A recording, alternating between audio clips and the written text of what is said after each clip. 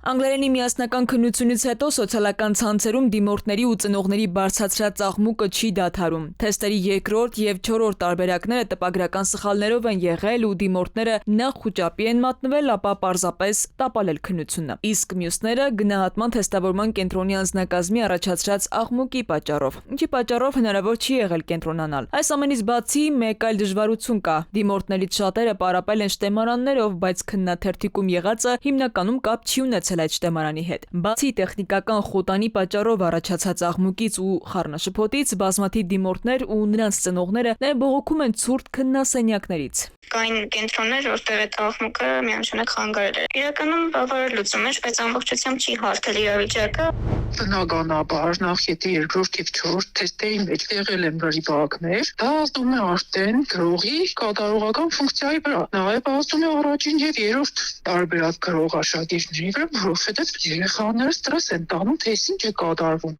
Գնահատման թեստավորման կենտրոնից սակայն հերքում են իրենց տեղեկություններով քննասենյակներում ցուրտ չի եղել։ Պարզաբանում են, որ 2.5-3 ժամ քննության ընթացքում երեխաները բնականաբար օբյեկտիվորեն լարված են եղել։ Նաև պնդում են, թե շարքերում նաև ջեռուցումներ են դնում, իսկ դահլիճները ջեռուցվում են։ Ինչ վերաբերում է տեխնիկական խոտանին, Գրիգորյանն ասում է, 2 տասնամյակից ավելի է միասնական քննություններ կազմակերպող գնահատման ու թեստավորման պրակտիկայում սա առաջին դեպքն է, որ տպագրական ու արտադրական խոտաններ են եղել։ Մասնագետներն են եւ թեստերի բովանդակության որակի պատասխանատու գնահատման եւ թեստավորման կենտրոնն է։ Մեր թեստերով են դիմորդները քննություններ հանձնում, այդ քննությունների արդյունքներով մենք մրցույթ ենք կազմակերպում եւ կազմակերպում ենք օրերի ընդունելությունը։ Դա մեր պատասխանատվությունն է։ Ինչ է սպասվում դիմորդներին։ Սկզբում գնահատման թեստավորման կենտրոնը պաշտոնապես հայտարարեց, որ լրացուցիչ քննություն հանձնելու հնարավորություն կտրվի այն դիմորդներին, որոնց բաժին էր ընկել այդ երկու տարբերակներից մեկը։ Այս հայտարարությունը նոր դժգոհության պատճառ դարձավ։ Աղմուկը դադարեցնելու համար գնահատման թեստավորման կենտրոնը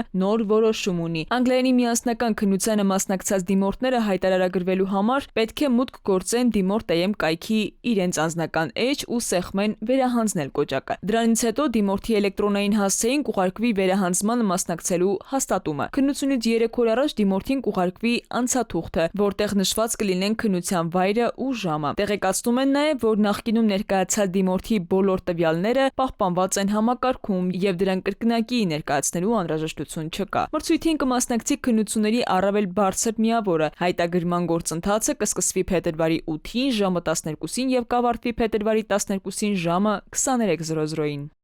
Քնարիկ Պետրոսյան, ժամը լրատվական։